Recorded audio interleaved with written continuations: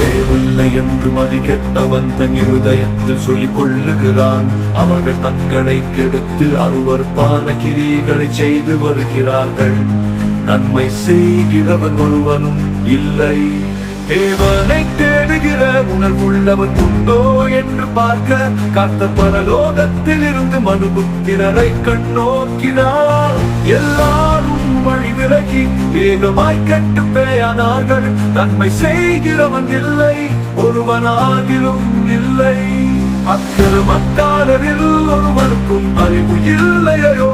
அப்பத்தை பட்சிக்கிறது பேயான என் ஜனத்தை பட்சிக்கிறார்களே. அவர்கள் கர்த்தரை தொழுது கொள்ளுகிறவில்லை.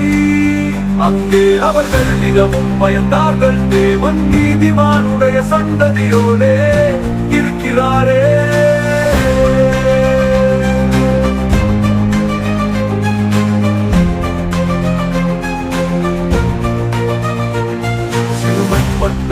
கர்த்தர் அடைக்கலமாயிருக்கிறார் என்று சொல்லி நீங்கள் அவனுடைய ஆலோசனையை அலட்சியம் பண்ணினீர்கள். சீயோனில் இருந்து இஸ்ரவேலுக்கு இரட்சிப்பு வருவதாக கர்த்தர் தம்முடைய ஜனத்தின் சிறையிருப்பை திருப்பும். அது யாக்கோபுக்கு களிப்பும், இஸ்ரவேலுக்கு மகிழ்ச்சியும் ஆகும்.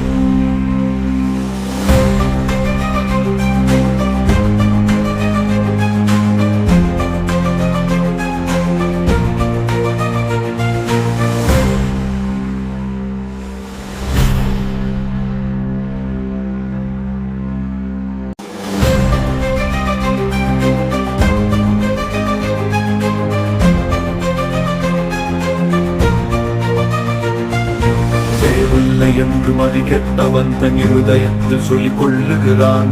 அவர்கள் தங்களை கெடுத்து அருவருப்பான கிரியைகளை செய்து வருகிறார்கள். நன்மை செய்கிறவன் ஒருவனும் இல்லை.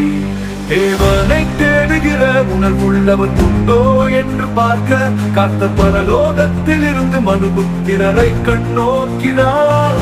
எல்லாரும் வழி விலகி வேகமாய் கெட்டு பேயானார்கள். நன்மை செய்கிறவன் இல்லை, ஒருவனாகிலும் இல்லை. அக்கிரமக்காரரில் ஒருவருக்கும் அறிவு இல்லையோ?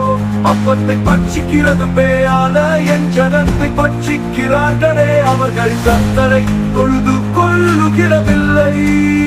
அங்கே அவர்கள் மிகவும் பயந்தார்கள். தேவன் நீதிமானுடைய சந்ததியோடே இருக்கிறாரே.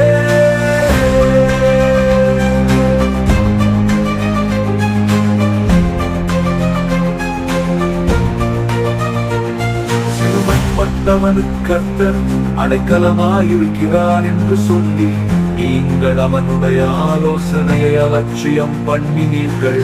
சீயோனில் இருந்து இஸ்ரவேலுக்கு இரட்சிப்பு வருவதாக கர்த்தர் தம்முடைய ஜனத்தின் சிறையிருப்பை திருப்பும். அது யாக்கோபுக்கு களிப்பும், இஸ்ரவேலுக்கு மகிழ்ச்சியும் ஆகும்.